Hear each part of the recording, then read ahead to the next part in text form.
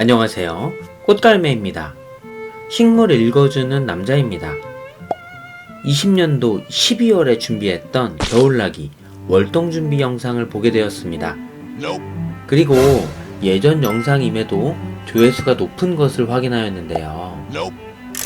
살짝 음성이 튀고 보완할 부분이 눈에 보여서 리뉴얼을 해야겠다는 생각이 들었습니다. 제라늄 겨울나기 영상인데요. 살짝의 멘트만 수정을 하고 보완한 리뉴얼 버전이라고 생각하시면 됩니다. 자, 시작합니다. 한국의 겨울 날씨에 제라늄을 키우기 위해서 준비해야 하는 사항에 대해서 얘기해 보려고 합니다. 광합성에 관여하는 요인은 일반적으로 광량, 온도, 수분, 이산화탄소의 농도라고 하는데요. 오늘 영상에서는 이렇게 깊이 있게 들어가려고 하는 것은 아니고요. 일반적으로 제라늄을 키우면서 준비해야 하는 내용에 대해서 생각해 보려고 합니다. 첫 번째, 창틀 제라늄 철수. 영하로 떨어지는 날씨의 창틀에 외부에 노출되는 제라늄은 철수해야 하겠죠. 다른 의견은 크게 없을 거라 생각되는 포인트입니다. 영하로 떨어지면 얼겠죠. 두 번째, 베란다에서 월동이 가능할까요? 겨울철 월동의 최적인 온도는 대략 야간 15도, 주간에 20도에서 25도인데요. 식물의 온도가 20도가 넘을 때 광합성이 활발하게 일어난다고 하기 때문에 베란다에서 키우는 경우 20도를 주간에 맞춰줄 수 있는지가 중요 포인트가 될 것 같습니다. 물론 온도가 적당히 높으면 더욱 좋겠지만 난방비를 생각해야 하는 지금의 한국은 너무 춥죠. 특히나 최근 여름이 더욱 더워지고 겨울은 더욱 추워지고 있습니다. 핵심 포인트는 야간에 얼지 않도록 잘 조정을 해주는 것인데요. 얼면 안 되기 때문에 대략 야간에 5도 리밋을 넘어가서 추워지지 않는지도 중요하고요. 결론적으로 베란다에서 야간 5도, 주간 20도 정도만 되어도 잘합니다. 낮에도 춥고 저녁에도 추우면 광합성을 해서 축적한 영양분을 고르게 퍼뜨리지를 못하는 거죠.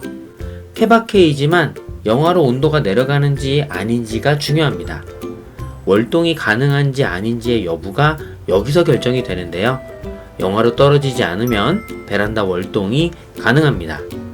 잘못하면 냉해를 입을 수도 있겠죠. 하지만 저희 집도 겨울에는 정말 추울 때는 거의 1도까지 내려갑니다. 이번에 이사를 한 집에서는 새롭게 겨울 환경을 다시 조사할 예정인데요. 여름 피해를 많이 받았었는데 첫 겨울을 무사히 잘 넘어가기를 기원합니다.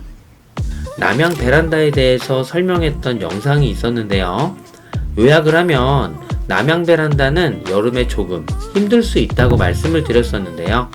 특히나 8월 말에서 9월경에 오히려 들어오는 빛이 늘면서 베란다의 온도가 상승하고 제라늄이 오히려 힘들어하는 경우도 있다고 말씀드렸었습니다.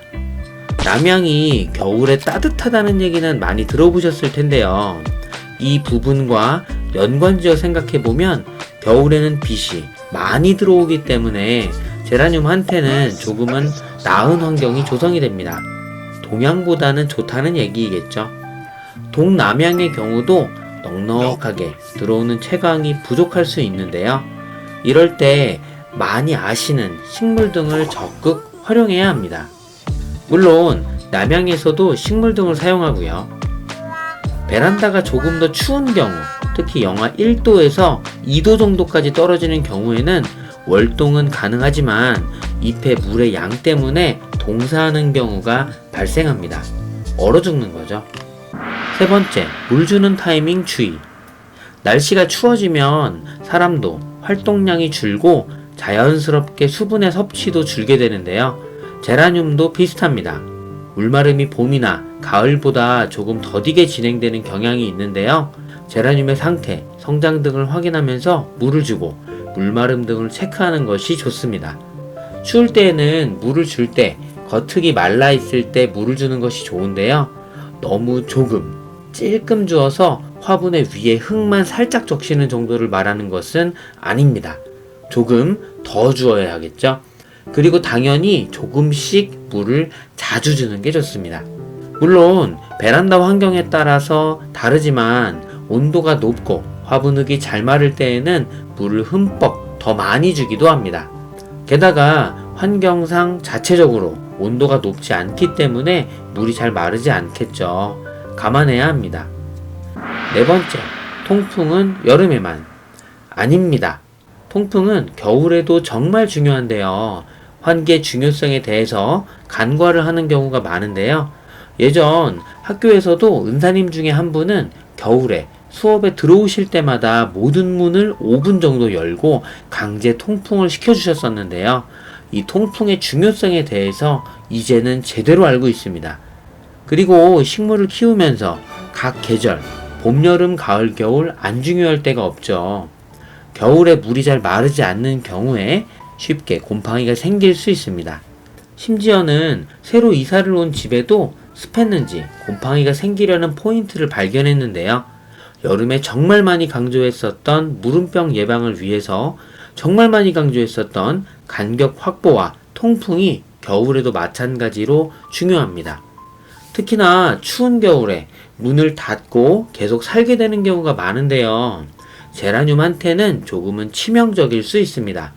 물을 주고 하루에 1시간 정도 창문을 열어서 환기 및 통풍 유지를 강력 추천합니다. 물론 정말 추운 타이밍에는 그 시간은 살짝 줄어들겠죠. 없을 것 같은 겨울철 무름 방지에도 아주 좋은데요. 춥지만 추천드리고 이것이 식물에게도 그리고 사람에게도 그렇게 좋을 수 없습니다. 다섯 번째, 식물등. 웃자람과 겨울에도 꽃을 보기 위해서 식물등을 준비하고 장치해 주는데요. 당연히 자연광에 비할 바가 못 되지만 틈틈이 준비해 주는 식물등의 효과도 엄청납니다. 광량이 부족한 겨울에는 거의 필수라고 생각을 할 수 있죠. 지금은 선택이 아니라 필수인데 몇 개를 사용할지에 대해서는 조금씩 개인 차이가 있습니다. 예전 영상에서 식물등 전기요금에 대해서도 준비한 영상이 있었거든요. 참고 부탁드립니다.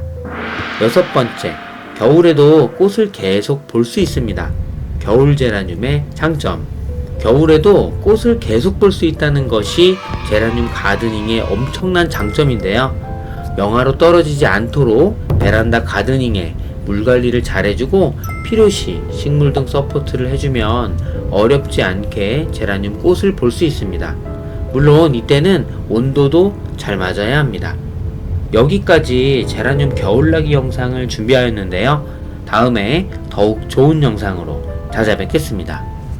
영상이 유익하거나 좋았다면 좋아요를, 싫었다면 싫어요를 부탁드립니다.